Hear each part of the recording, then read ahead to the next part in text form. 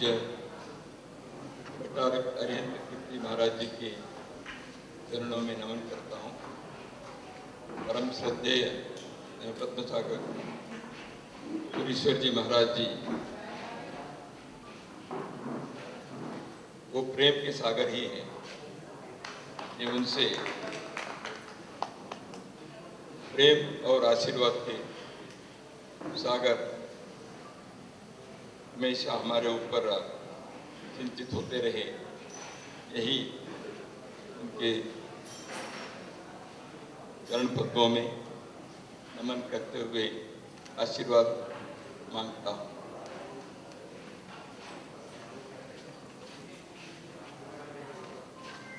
चरेवेति मंत्र के साकार रूप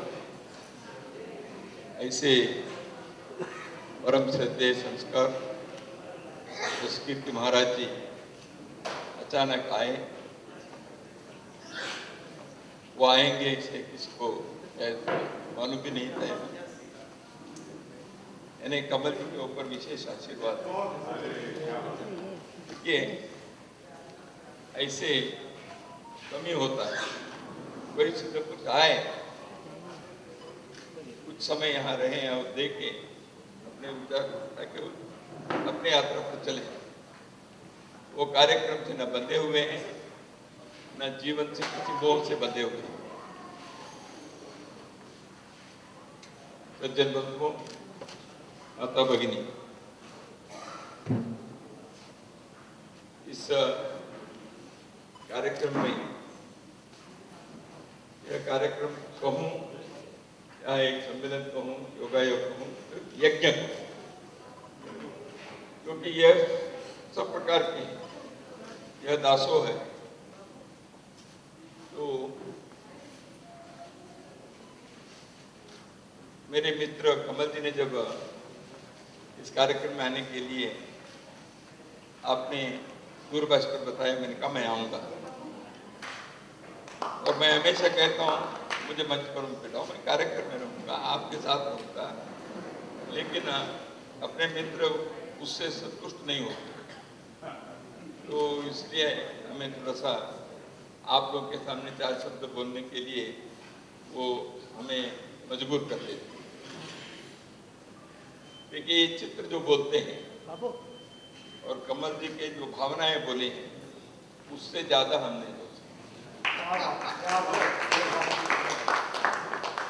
और जो मैं बोल सकता हूं ऐसे सोच कर आया था। परम श्रद्धेय भट्टारक जी ने जो आशीर्वाद रूप अपने उनको आशीर्वाद दे दिए, उसमें सब बातें आई गई। तो इसलिए मैं कमल जी और उनके भाइयों के बारे में थोड़ा सा जानता हूँ, वो थोड़ा पहले बताता हूँ। हमारे क्यों इतना प्रेम का एक संबंध है। ये सभी लोग मुंगेर के हैं, बिहार के। तो विमल जी, निर्मल जी, कमल जी, ये सब, देखिए विमल जी पद्मश्री प्राप्त है, सेवा कार्य करते थे। जो दिव्यांग होते हैं उनके लिए कृत्रिम अंग जोड़कर उनके जीवन में कुछ सुविधा मिले, जीवन को कुछ करने के लिए वो कुछ बन पाए स्वयं को। इस दृष्टि से विमल जी वर्षों से उस कार्य में लगे हैं, पटना में और देश के विभिन्न भागों में। तो विमल जी और मेरा संबंध विद्यार्थी परिषद के कारण, और कमल जी वाराणसी में रहते थे कुछ समय। हाँ, और वाराणसी में विद्यार्थी परिषद का अधिवेशन हुआ, उसमें एक स्मारिका हमने छापी। उस स्मारिका के मुख्य चित्र कमल जी ने बनाया। वो कमल जैन मुख्य चित्र बनाने वाले। मैं वाराणसी में जब बेंगलुरु से उस अधिवेशन के लिए गया था, मैंने गोविंदाचार्य जी से पूछा, वो आने वाले थे, ठीक है ना। गोविंदाचार्य जी से पूछा, ये कमल जैन कौन है? वो हमारे मित्र यहाँ रहते, वो कहाँ से हैं? तो फिर उनसे मिलना हुआ। आगे के बाद में वो दिल्ली में रहे, इंडियन एक्सप्रेस, जहाँ मुंबई में उनके स्टूडियो में गया। तो कहने का मेरे कि विमल जी, कमल जी, विशेष रूप से ये भाइयों में इन दोनों से मेरा अधिक मित्रता है, तो इसलिए हम भावना से जुड़े हैं। शाखा के कारण, विद्यार्थी परिषद के कारण परिचय तो हुआ, लेकिन वो परिचय केवल शाखा या संगठन विद्यार्थी परिषद सीमित नहीं था। और कमल जी के स्टूडियो में जब ये सारे बातें मैंने देखी, समय समय पर वो मुझे व्हाट्सएप से भेज रहे थे। बीच में सरसंघ चालक जी भी एक बार केस में आए थे। तो इन अक्षर को अक्षर कहते हैं क्योंकि वो अक्षर नहीं होते। मंत्र ऐसे अविनाशी है, अक्षरों से बना हुआ मंत्र वह शाश्वत है, और मंत्र के कोई बनाता नहीं। वो मंत्र निकलते हैं जो दृष्टा है। दृष्टा वो है, वो भूत को देखता है, वर्तमान को देखते हुए भविष्य को देखता है। ऐसे जो है वो दृष्टा है। ऐसे दृष्टा ऋषियों ने ही मंत्र देते हैं, वो बनाते नहीं। लेकिन जब मंत्र वो देते हैं, उसको हम सामान्य लोग कहीं तो लिखते हैं, तो वो जो लिखते हैं वो मंत्र होने के कारण वो अक्षर होता है, अक्षर नहीं होता, तो उसके नाश नहीं होता। और कमल जी ने क्या किया है, जीवन में अक्षर एक लिपि होने के कारण अक्षर लिपि से प्रकट होती है। तो लिपि देवनागरी भी हो सकती है, शारदीय भी हो सकती है, ब्रह्मलिपि भी हो सकती है। इन्होंने उर्दू में भी नमोकार बना दिया। ये उर्दू लिपि नहीं है, वैसे वो लिपि तो वो फारसी अरबी है, उर्दू भाषा है। तो जैसे मराठी भाषा और हिंदी भाषा दोनों भाषा के लिखते हैं देवनागरी लिपि में, तो इसलिए संस्कृत को हिंदुस्तान के हर लिपि में लिख सकते हैं। इसे गोरखपुर के गीता प्रेस भगवत गीता को भारत के सभी लिपि में छाप दिया है संस्कृत तमिल लिपि में, है संस्कृत कन्नड़ लिपि में। तो ऐसे नमोकार भी सब लिपि में हो सकते हैं, और ये तो लिपि ब्रह्म है। इसलिए कहता हूं, अंग्रेजी में फॉन्ट्स बनाते, टाइम्स है, रोमन है, एरियल है, जॉर्जिया है, हेल्वेटिका है, इतने प्रकार के फॉन्ट्स हैं, हेल्वेटिका है, तो कई प्रकार के ये है, यूनिवर्सल है। ऐसे फॉन्ट है, उसके साइज भी हैं, फॉन्ट अलग अलग हो सकते हैं कंप्यूटर में। लेकिन देवनागरी के फॉन्ट कितने प्रकार के हो सकते हैं, कन्नड़ में लिपि जो है उसके फॉन्ट हो सकते हैं। तो ये अलग अलग प्रकार के फॉन्ट को तैयार करने का कुछ कलाकारों ने प्रयत्न किया। उनमें से कमल जी के नाम सर्वप्रथम है। कितने प्रकार के फॉन्ट किए हैं? 7 प्रकार। इन्होंने कैसे एक एक फॉन्ट को बनाना है, लिपि वही है देवनागरी, लेकिन कितने प्रकार से बना सकते हैं। अंग्रेजी के रोमन लिपि में और एक सुविधा है, रोमन लिपि में 4 प्रकार से रोमन लिपि के मूल लिपि बन सकती है। ए है, प्रिंटिंग ये अलग है, कैपिटल ये अलग है, स्मॉल ये अलग है, स्क्रिप्ट अलग है, स्क्रिप्ट में कैपिटल है, स्मॉल है, and lower case upper case जिसको कहते हैं। थोड़ा बहुत मैंने इस पर काम किया है। तो ये सारी चीजें हैं। इसलिए मैं जब इनके स्टूडियो में ये सब देख रहा था, बार बार भेजते थे ये सारे, तो मैं इसमें जब थोड़ा सा घुसता हूँ, वो कला के उसमें जाते रहते अक्षर होते होते नमोकार के ये जो बताया, उसमें हम प्रवेश करते हैं। अरिहंत के एक प्रेरणा से जो नमोकार ज्ञानादि है, इसने इस मंत्र को कैसे अपने कोई ये अपौरुषेय, तो इसमें नमोकार नमोकार सब कहते महामंत्र है, मंत्र राज है। मैं एक कृति भी बता देता हूँ। आपातकाल में जेपी आंदोलन के समय हम सब लोग सक्रिय थे। मैं बेंगलुरु में सरकार के अतिथि बनकर जेल में था। तो बेंगलुरु और बल्लारी जेल में हमको रखा गया था इमरजेंसी के समय। तो प्रतिदिन शाम को नमोकार होता था, हम लोग करते थे। क्यों करते थे? वहाँ भिन्न भिन्न धर्म संप्रदाय के लोग हम सभी के स्वयं सेवक, कोई अद्वैत वाले, कोई जैन संप्रदाय के हैं, कोई और किसी धर्म के हैं।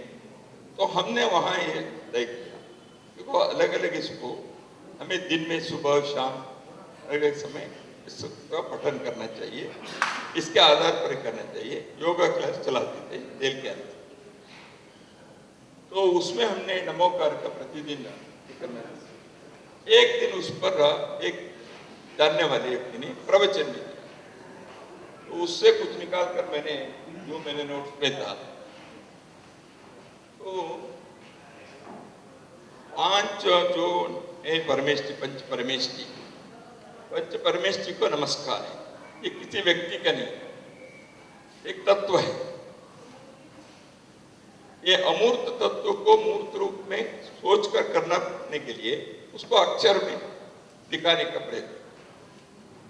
और बाद में जो 4 है वो चूली का स्वरूप है, उसको 4 पद्मुन है। पहले 5 है, बाद में 4 जो बनाए हैं, यशो पंच नमकारो सवणो मंगलाचरणम सो जो है, वो 4 पंक्ति जो है वो चूली का स्वरूप होता है, इससे अर्थ निकलता है। तो अरिहंत सिद्ध आचार्य उपाध्याय साधना के 4 स्तर होने के बाद अरिहंत तो स्वयं सृष्टि के स्वरूप है। अरिहंत अपने आंतरिक सब प्रकार के शत्रुओं को, काम क्रोध लोभ मोह मद मत्सर, ये अरि रिपु है, शत्रु है, अपने अंदर है। वो अंदर है इसलिए बाहर की समस्या है। लेकिन वेस्ट एशिया की समस्या ये बाहर की समस्या है, लेकिन वो अंदर की समस्या के कारण बाहर प्रकट हुआ है। Because of the inner since, because of the inner desires, because of the inner those ambitions,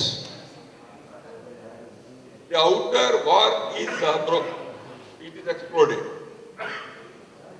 तो मनुष्य के अंदर के काम क्रोध लोभ मोह मद मत्सर के कारण सारे दुनिया के अंदर की अशांति है, युद्ध में है, पिपासा है, लालसा है। इस कारण से अधिकार के, प्रतिष्ठा के, अहंकार के, सत्ता के, धन के, इन चीजों के कारण आज जो अशांति है इसको दूर करना है तो अरिहंत को इसमें स्मरण करना है। उन्होंने इन सारे चीजों को अपने अंदर इसको भस्म कर दिया अपने ज्ञान से तपस्या। तो ये करने के लिए हुआ, ऐसे लोग सिद्ध कृतकृत्य है जीवन में। सिद्ध लोगों ने जो किया है उनको कुछ भी प्राप्त करने के शेष नहीं है, वो आत्मस्वरूप है। उनको न चाहिए, न देना है, न चुनना है, न करना है। शुद्ध आत्मस्वरूप है। आत्मा को जब चाहिए ऐसा होता है तो शरीर चाहिए, आत्मा को कुछ नहीं चाहिए, इसलिए सिद्ध है। तो फिर आचार्य मोक्ष मार्ग के लिए वो प्रयत्न करते हैं। तो फिर उपाध्याय ज्ञान मार्ग से, फिर साधुना, इन सबके जीवन में सामान्य लोगों के लिए पहुंचाने के एक तंत्र है। और सिद्ध लोग अरिहंता ने स्थापित व्यवस्था तंत्र जो विश्व के है उसके संचालन करने के लिए उनको कार्यभार दिया गया है। इसलिए ये जो नवकार मंत्र है नमोकार कहें, नमकार कहें, ये महामंत्र जैसे पूज्य भट्टाचार्य जी ने अभी आदेश दिए, उस प्रकार इसके उच्चारण से, इसके स्मरण से, ये भक्ति और श्रद्धा से इसको देखने से ही मन के अंदर की शांति, और आज विश्व में पर्यावरण के क्षरण हो रहा है, मन के अंदर के लालसाएं, कामनाएं उद्विग्न होकर, उद्रिक्त होकर विश्व को शांति के लिए बहुत बड़े बाधा है। इस सबको यदि हमें निराकरण करते हुए जीवन को सार्थक बनाना है तो मनुष्य जितने बहिर्मुखी प्रवास करते हैं, प्रकृति के राज को तोड़कर प्रकृति के सब संसाधनों के उपभोग करने की एक बहिर्मुखी यात्रा है जीवन। नमोकार उस बहिर्मुखी यात्रा को मनुष्य के अंतर्मुखी यात्रा में परिवर्तित करने के बहुत बड़ा साधन है। मनुष्य केवल बहिर्मुखी यात्रा करने से लालसा कामना से लिप्त होता है। अंतर्मुखी यात्रा करने से, उपभोग करने के बाद भी अंतर्मुखी यात्रा के कारण मनुष्य एक योग स्वरूपी, आत्मस्वरूपी बनने के लिए यह एक बहुत बड़ा ऐसे आशीर्वाद साधन हमारे अनादिकाल से जो साधक लोगों ने हमारे सामने दिया है, उसको कमल जी ने रंग से, रूप से, विभिन्न विन्यासों से शाश्वत बनाकर हमारे सम्मुख अपने प्रदर्शित किया है, प्रस्तुत किया है। एक नमोकार के एक एक चित्र भी करने के लिए कितने समय उनको लगा होगा वो जोड़िए। काल तो अनंत है, उसमें कुछ नहीं दिया, लेकिन हर एक के अंदर हम जब प्रवेश करेंगे, वो चित्र केवल नहीं है, वो सृष्टि है। वो सृष्टि ब्रह्मा की लिपि, ब्रह्म जैसे मैंने इनको कहा, इस प्रकार की इन सारी चीजों को उन्होंने एक अपने अद्भुत कला सृष्टि से नमोकार को इतने विन्यासों से जीवित करके हमें मन को भी आनंद और आत्मा को सच्चिदानंद देने के एक अद्भुत आपने साधना की है। इस साधना के लिए समाज आपके प्रति कृतज्ञ है। आप इस मार्ग पर जो चल रहे हैं, स्वयं आप एक साधक हैं, तो मैं इससे ज़्यादा कहना नहीं चाहता हूँ। हमें ऐसे आनंद, ऐसे आत्म की परिपूर्णता की ओर जाने की तृप्ति, संतुष्टि आप निरंतर देते रहे। ऐसे आपके ऊपर गुरुओं के, साधुओं के, आचार्यों के, सृष्टिकर्ता रहन के आपके ऊपर कृपा रहे। इतना ही इस समय कहते हुए मेरे मित्र को मैं अभिनंदन देता हूँ।